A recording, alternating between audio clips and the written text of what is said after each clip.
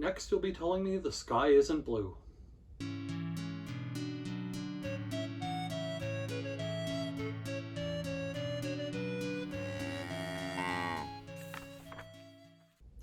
Hi everyone, I'm Jacob. I'm the CowHatLibrarian, and I've got a fun one tonight.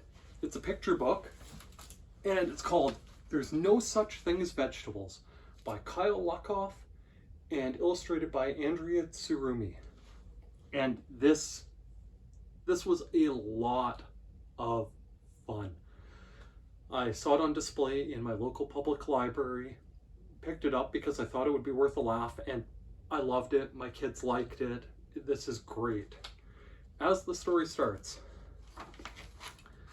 Chester heads to the community garden because he wants a salad for lunch, and he's going to go pick vegetables for the salad. And so he says he found a vegetable.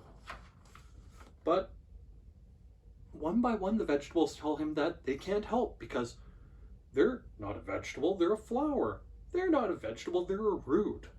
Well, they're not a vegetable, they're actually fruits because they have seeds inside them. And they are vegetables because they're leaves and they don't appreciate being reminded that they're going to be eaten in a salad. And it's hilarious. All of these would-be vegetables talking their way out of this one by one by one. And the end result is that Chester gets frustrated and fed up and says that he's going to go inside and tell his mom he wants a sandwich for lunch instead.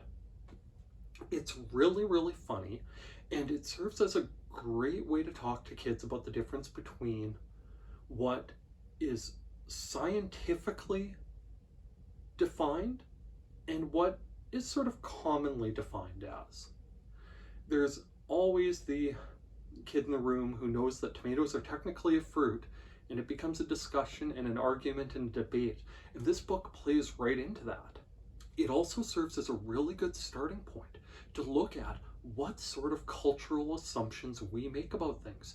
If we just class all these things as vegetables based on some quickly overturned ideas that they aren't sweet and that you can eat them in salads and so on, what other assumptions are we making in our lives? And this is a really, really neat way to start talking about that topic. And this was just a ton of fun. My kids and my wife and I play Stardew Valley, and there's a moment in that story where one of the characters argues with his wife about the fact that he bought some tomatoes because she asked him to pick up some fruit. And he knows that technically tomatoes are fruit, so he wasn't wrong, and your character gets sort of stuck in the middle of this argument. And so they've seen that in action, and then it played out in this book.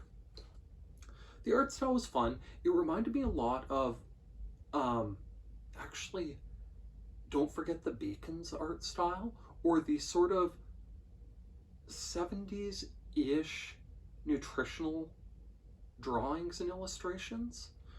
Just the dark outlines, the textured colors and so on. It made me feel a little bit like it was from that era. 70s, maybe early 80s. And the sort of artwork you might see on like Canada's Food Guide from that era and the like. It was just clear and effective, and it was just a lot of fun. If you have kids in your lives who aren't fans of vegetables, this might be fun because you could tell them that, well, you're not making them eat vegetables, you're making them eat roots and leaves and fruits. For the scientifically inclined in your family who like sticking their teeth into this sort of thing about the technical differences and what things really are, they might get a kick out of this too. Honestly though, anyone will enjoy this because it's funny just to watch the vegetables try to talk their way out of being made into a salad and eaten. I recommend it. Go borrow it from your public library. While I'm on that topic, if you use and appreciate the services offered by your public library, why not take just 1 minute and tell the powers that be exactly that? Tell your mayor, tell a council member, tell your MP or MLA that you use and appreciate the services offered by your public library. We're at a time where some public libraries are having trouble finding sustainable funding to continue improving the materials, programs, and services they offer. And a few good words in the writers might make a world of difference. If by some chance you're a library staff member, don't forget, watching my videos counts as professional development time. With that, thank you for listening to me talk about this book that is clearly not a book because there is no such thing as a book, which I'm sure will be a coming sequel by this author and illustrator. By all means, please like, please subscribe, and please check back to see what else I have to talk about from the CowHat Library. Thank you. Bye now.